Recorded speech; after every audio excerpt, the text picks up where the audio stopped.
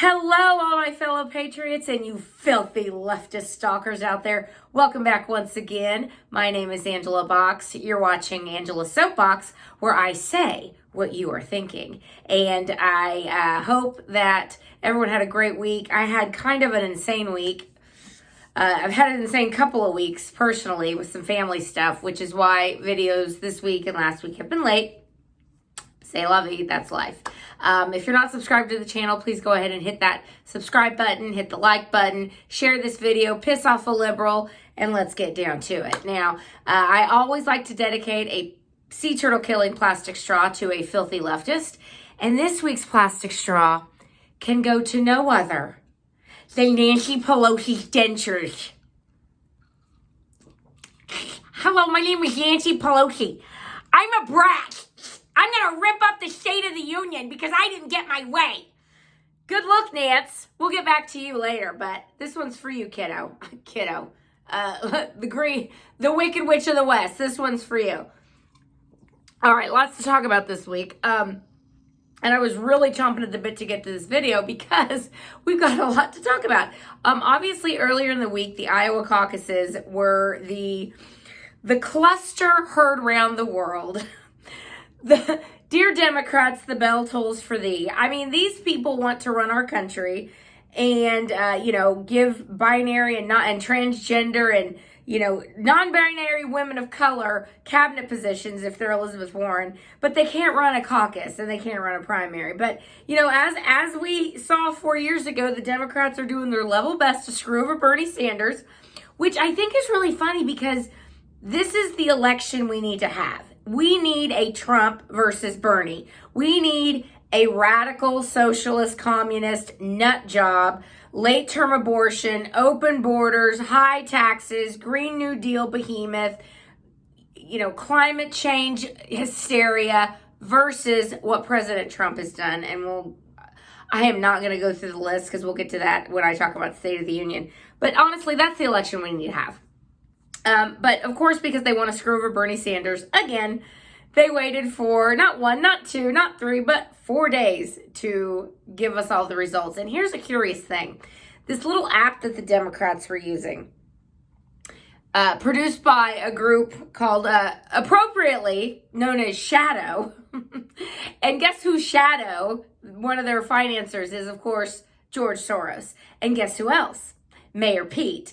And it's weird because the app seemed to show that Mayor Pete won by 0.1%. So not even half a point, 0.1%, which I think was a delegate count of like two delegates difference between Bernie and Mayor Pete.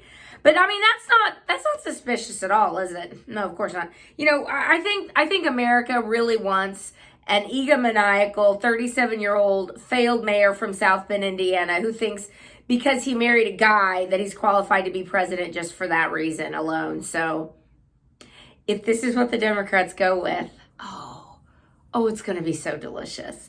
But I do want Bernie Sanders to win at the end. And I want it to be like Bernie and Stacey Abrams on a ticket versus Trump Pence. Be pretty great. Be a pretty great election season, I think. So, way to go, Iowa Democrats. You're doing it right.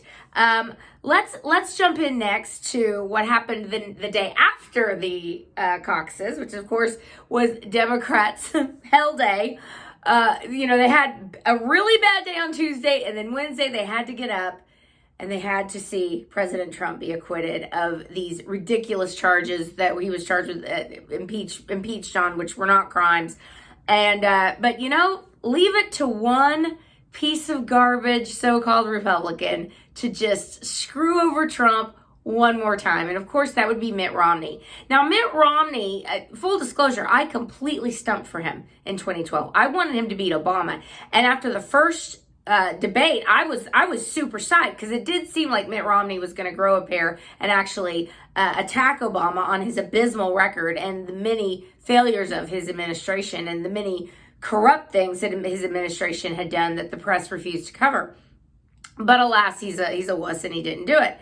So Mitt Romney decided he wanted to be hanging out with the popular kids in the cafeteria and voted to convict President Trump on abuse of power. is mind-blowing what he did. This guy who says, oh, he was a severe conservative, yet was perfectly fine with late-term abortion, pushed Romney care in Massachusetts, and basically screwed over Republicans every chance he could. He went to Donald Trump to get his endorsement in 2012, which Donald Trump gave, and he gave him money. And then he went to Donald Trump when he was running for the Utah Senate in the primary, and Donald Trump endorsed him. So what did Mitt Romney do, of course? Stabbed him in the back. So enjoy the only term you will have in the Senate, Mittens, because you're toast. And I imagine that your switchboard in Utah is blowing up with pissed off constituents. But no matter, he was acquitted. And here's what's hilarious is that the next day, Trump went out and did his victory lap. And damn right he should take a victory lap. After 3 years of this hoax perpetrated on him and Trump supporters and certainly members of his cabinet and people who stood by him, who had to bankrupt themselves, hiring defense lawyers, even though they did absolutely nothing wrong. We've still got people like Manafort and Stone in jail. Michael Flynn is still under prosecution. I mean, it's just absolute insanity. But Trump gave a little clue as to the direction things were going to be going. And those of us who, of course, are awake and who follow Q knew that this was going to be coming. He, I think, is getting ready to bring the hammer down on the whole decrepit, dysfunctional, disgusting hive of vipers. And it could not happen to a nicer bunch of jerks. And I think that 2020 not only is going to be the year of the boomerang. I know, we've been waiting for so long for justice, but I really do think, I don't think Trump is going to let this go. He came in with a positive attitude and he's like, it is a tough election, but I really want to work with these people and I really want to, as Americans, we should all come together and do the best thing for our country. But the problem with the deep state, the media, and the Democrats is that the coup was already in action and they were already trying to overthrow this president before he even got elected. So Donald Trump is pissed, rightfully so, and I think we're going to see a lot of heads roll. 3 heads rolled today. The 2 Vindman brothers got sent packing back to the Pentagon, where I believe they're not going to have as much fun as they did on the Council of Foreign Relations with their fellow swamp members. I think that Eric CIA should probably start packing his desk up as well, because I imagine he's going to be on the chopping block pretty soon. Also, who got relieved of his duty was, of course, Ambassador Sondland, who, because he, again, wanted to hang out with the cool kids,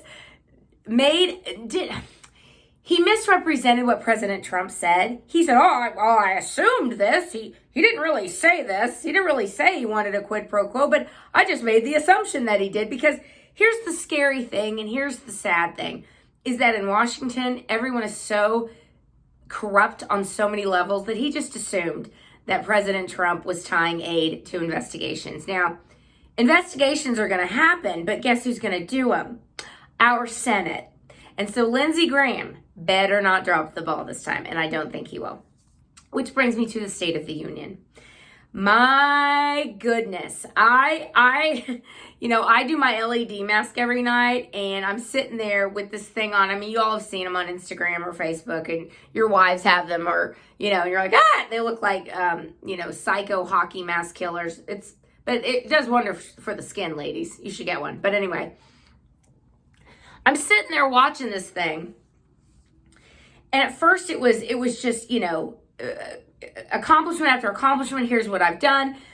He went through, the first 25 minutes was the accomplishments of 3 years, and it's remarkable what Trump has done. When you lay it all out, when you have no spin from the media, when you have nobody in there trying to censor him or twist his words or make it say, something that he didn't say. It's amazing what actually Trump can get out to the public in an unfiltered sense. And that's why the State of the Union is so great. But then at a certain point, after he, recognized so many amazing people, the Tuskegee Airmen, that's the only time the Democrats stood, when they were honoring the Tuskegee Airman who was 100 years old. No other time did they stand. They could have cared less about the little girl who got a choice scholarship. They could have cared less about the people who were killed by Soleimani and al-Baghdadi. They didn't stand for those families. They could have cared less, certainly could have cared less when sanctuary cities were called out and the disgusting senator from California, Kamala Harris, was sitting there like this, just smirking and looking nasty and ugly. And she gets uglier by the day because she's ugly and rotten on the inside. You know, the family members standing up crying, and, you know, everyone but the Democrats is standing and cheering for this man and this family who has suffered so much. They didn't stand for the little baby who was born at 21 weeks, because remember, Democrats like to abort those babies. They were disgusting. And probably the most disgusting was when my beloved and our beloved Rush Limbaugh was honored with the Presidential Medal of Freedom. And back to the point about my LED mask, I'm sitting there and just sobbing. I'm lifting the thing up. I'm like this. Oh my God. Put it back down. 2 minutes later. Oh my God, it's so good.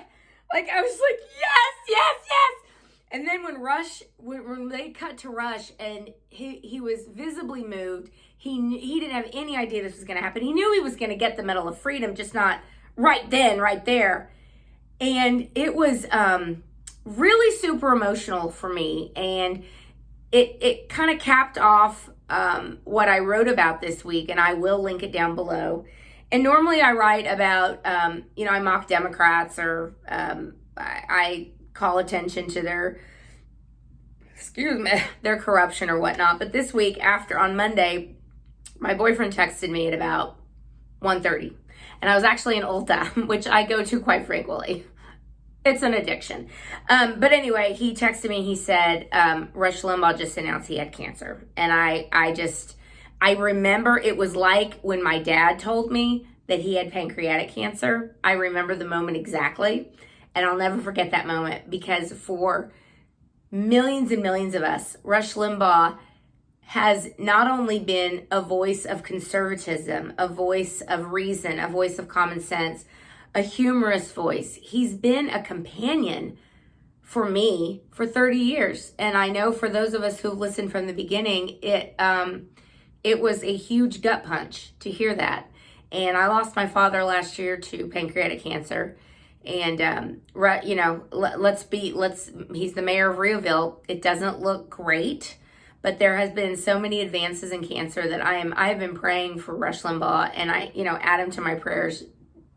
And I feel like so many millions of us have done the same thing this week. And it's kind of brought us all closer together. And I cried like it was my dad. And I know for some people that might seem weird. But even more than my father, Rush has been by my side every day for 30 years. I listened to him every single day for 30 years, and he is informed. He took what I already knew, and he helped to sharpen my arguments. And then, of course, through him, I found Mark Levin and Hannity and all the other great talk radio people who but for Rush would not be with us today. So it was a real sad day on Monday for all of us. And then the week as it passed, and seeing what President Trump did for Rush and all the outpouring that we feel and the love we feel for him, I know he feels it. And I'm going to get emotional because he's just such a voice. And I thought to myself just a couple of weeks ago, what are we going to do when Rush is in here every day? Because he's just part of our lives. So anyway, I doubt he will ever see this, but I hope that he knows how many of us just love him and hold him in our hearts and are praying for him. And for the filthy, disgusting leftists who were celebrating this diagnosis, shame on you. Shame on you.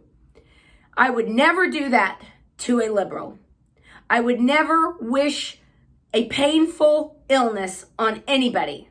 But the fact that the left does this so easily and with such disregard for their fellow humans shows you how low they have sunk and how low they will continue to sink. And so as I say to you every week, as I say every week, and I'm going to close with this again today, it is our sacred duty to poke the bear, poke these people, stick it to them, and make them understand that conservatives are not going anywhere. And we're not going to be stepped on and spit on and disparaged by these filthy leftists anymore.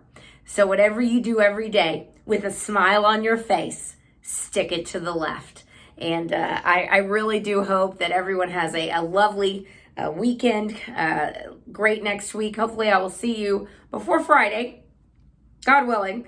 And thanks so much for watching. Again, please subscribe, please share my content, and keep kicking butt, everybody, because it's our job. Bye.